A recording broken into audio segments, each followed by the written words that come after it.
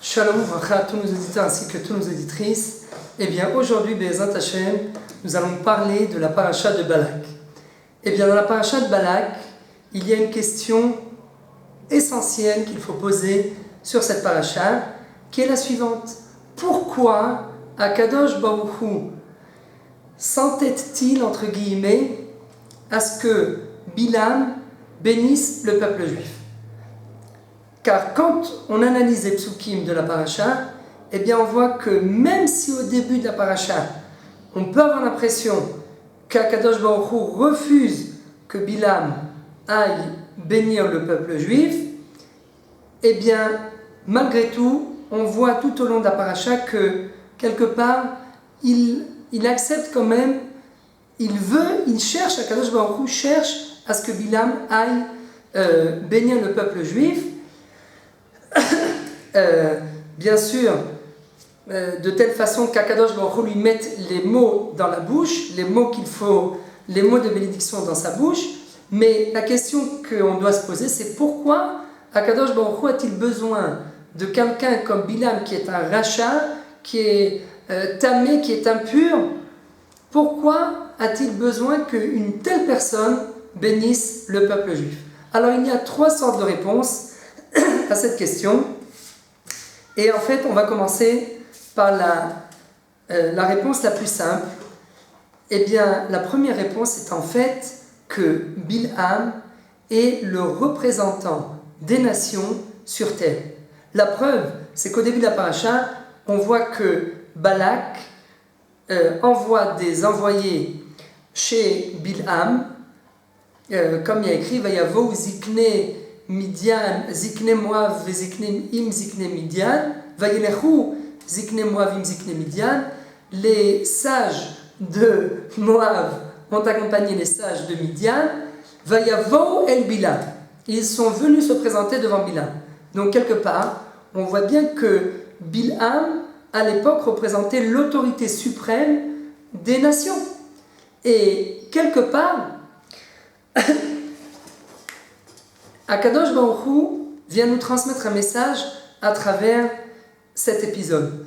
Étant donné que nous sommes dans la paracha de Balak, à la veille de l'entrée du peuple juif en Israël, eh bien, quelque part, Akadosh Baruch Hu nous dit, voilà, maintenant que vous allez entrer en Eretz Israël, eh bien, vous avez besoin de la reconnaissance des nations. Vous avez besoin que l'autorité suprême des nations vous reconnaisse à travers ces berachot. Et quelque part, c'est un petit peu exactement ce qui s'est passé ces dernières années, il y a à peu près 70 ans, au moment de la création de l'État d'Israël. Eh bien, Akadosh Baruch Hu a voulu que les nations reconnaissent l'autorité du peuple juif. Et c'est pour cette raison qu'il a fallu qu'on obtienne l'autorisation de l'ONU pour pouvoir déclarer un État indépendant. Exactement comme avec l'histoire de Bilam, la veille de l'entrée du peuple juif en Eretz Israël. Pourquoi? Parce que c'est une étape dans le processus de la Géoula, dans le processus de la délivrance. C'est une étape fondamentale que les Goïm reconnaissent l'autorité du peuple juif, car le but de la création du monde et le but de la sortie d'Égypte et surtout de l'entrée du peuple juif en Israël, eh bien c'est que le peuple juif devienne une lumière pour les nations. Et pour qu'il puisse devenir une lumière pour les nations, eh bien il faut que les nations reconnaissent son autorité. Et c'est pour cette raison que la veille de l'entrée des Bnei Israël en Eretz Israël, eh bien Akadosh Baruch Hu fait tout un processus, met en place toute une tactique afin que l'autorité suprême des nations reconnaisse le peuple juif. Ça, c'est la première réponse. Et donc, c'est pour cela qu'il y a à peu près 70 ans, nous aussi, eh bien, il a fallu que nous soyons reconnus par les nations pour pouvoir entrer en Eretz Israël. Seulement, il y a une deuxième réponse à cette question. Pourquoi Kadosh Baruch Hu veut-il tellement que Bilham bénisse le peuple juif? Eh bien parce que Bilham n'est pas seulement le représentant des nations sur terre. Il est plus exactement le représentant du Satan sur terre. C'est le représentant des forces du mal. La preuve, c'est que Bilham a cette capacité de pouvoir maudire. Comme nous le dit Rashi au début de la paracha, eh bien, c'est que les nations ont vu que le peuple juif gagnait toutes les guerres, et donc ils se sont dit, eh bien, apparemment, s'il gagne toutes les guerres, c'est parce que leur dirigeant, eh bien, a une force dans sa bouche. Qui était leur dirigeant? Moshe Rabbeinu. Le même Moshe Rabbeinu qui, au début de sa carrière, n'arrivait même pas à parler puisqu'il bégayait, eh bien, à la fin de sa vie, il a fait la réparation, le tikkun de sa parole, et c'est pour cela que, d'ailleurs, il y a tout le livre de Devarim, qui est un livre où il n'y a que Moshe Rabbeinu qui parle, qui est capable de faire des remontrances au peuple juif. Et vous savez que pour faire des remontrances, on ne peut pas bégayer, il faut vraiment être capable que les mots frappent, que les mots aient une influence sur le public. Et donc Moshe Rabbeinu a réussi à, par la suite, depuis la sortie d'Égypte, petit à petit, il a réussi à être son propre orthophoniste en quelque sorte, et à réparer sa parole. Et donc les goïms, quand ils ont vu ça, ils ont dit, eh bien, si la force de leur dirigeant se trouve au niveau de sa parole, eh bien nous aussi, il faut qu'on trouve un sorcier, ou Ksamim Beyadam. Ils sont venus d'ailleurs les envoyés de Moab et de Midian avec de la sorcellerie entre leurs mains. Il faut qu'on trouve quelqu'un qui représente l'antithèse de Moshe Rabbeinu dans la Touma, dans l'impureté. Car c'est uniquement par des malédictions, chas v'shalom, qu'on pourra battre ce peuple. Et donc, la raison pour laquelle Akadosh Baruch Hu veut tellement que Bilham bénisse le peuple, eh bien c'est parce qu'il veut que le mal devienne au service du bien. Il veut que ce mal, ce rachat de Bilham, qui est le représentant du Satan sur terre, sorte de sa bouche des bénédictions. Pourquoi? Car là, à ce moment-là, eh bien c'était un autre degré. Car quand c'est Akadosh Baruch Hu, bien des prophètes qui bénissent le peuple juif, bien sûr que ces bénédictions vont aboutir.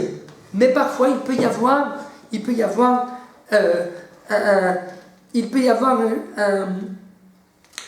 toute une volonté de la part du Satan d'essayer de freiner l'ascension du peuple juif. Alors, qu'est-ce que fait Akadosh Baruch Hu?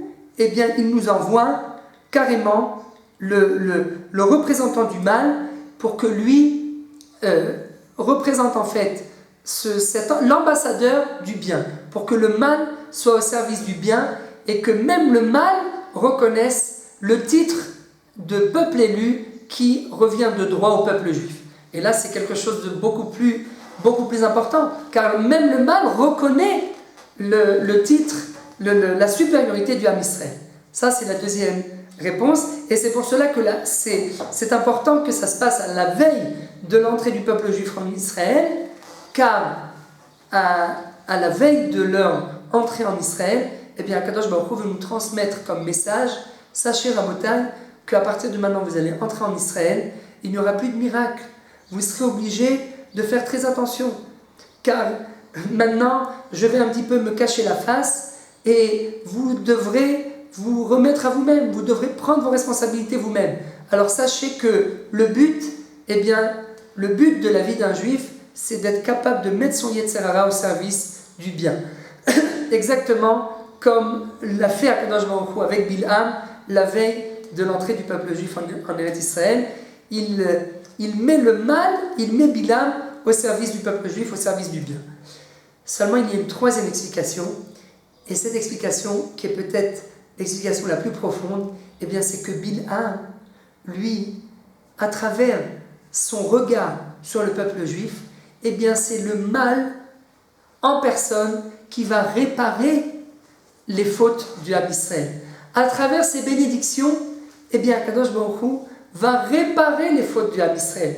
Car, pour réparer, eh bien, il faut que ce soit le mal lui-même qui vienne réparer les fautes des Bnei Israël. Toutes les fautes qu'ils ont fait durant leur traversée dans le désert, ils ont fauté au moment du veau d'or, ils se sont plaints, ils ont fait beaucoup de mal. Eh bien, tout ce mal qu'ils ont fait, c'est le mal en personne, Bil'am, qui représente le mal qui va venir réparer leur faute grâce à ces brachot. Car quand il va dire Matovu alecha Yaakov mishkenotecha Israël, combien sont-elles belles tes tentes Israël, eh bien qu'est-ce qu'il va faire? Comme nous dit Rashi, eh bien quelque part à travers son regard, eh bien il va réparer toutes les fautes de manque de pudeur qu'il y aurait pu avoir au sein du peuple juif. Eh bien maintenant il va les réparer. À travers la bénédiction du mal en personne qui va reconnaître comme quoi les tentes du peuple juif sont situées de telle façon pour qu'il n'y ait pas de manque de pudeur, eh bien c'est à travers cette reconnaissance du mal que les fautes qu'on aurait pu faire dans le domaine de la pudeur vont être réparées et vont être expiées par Akadosh Baruch Hu. Et peut-être que et ça c'est important de le faire à la veille de l'entrée du peuple juif en Eretz Israël, car Akadosh Baruch Hu en quelque sorte nous transmet comme message, sachez que il y a toujours un espoir, il faut toujours garder l'espoir. En Eretz Israël, Be'ezrat Hashem, eh bien c'est une terre qui peut tout pardonner. C'est une terre qui peut tout pardonner, encore faut-il que nous-mêmes, à la fois, nous mettions notre Yetzer Hara au service du bien, et qu'en mettant ce Yetzer Hara, ce mauvais penchant, au service du bien, eh bien que nous puissions aboutir à un niveau où c'est notre Yetzer Hara en fait qui reconnaîtra et qui réparera les mauvaises fautes que nous avons faites, et à ce moment-là, grâce à cette réparation, eh bien nous pourrons hériter véritablement de la terre d'Eretz Israël, Be'ezrat Hashem, et que grâce à cet héritage de chacun d'entre nous qui va venir en Eretz Israël et qui va prendre possession de la terre, eh bien Be'ezrat Hashem, que nous devenions la majorité du peuple juif en Eretz Israël, ça va pas tarder, c'est une question de temps, d'ici 2, 3, 4 ans, et que grâce à cela, Be'ezrat Hashem, Akadosh Baruch Hu nous envoie la reconstruction du Beth Amikdash, ainsi que la venue du Mashiach Tzidkenu, Bimera v'Yamenu, Amen, Ken Yehi Ratzon.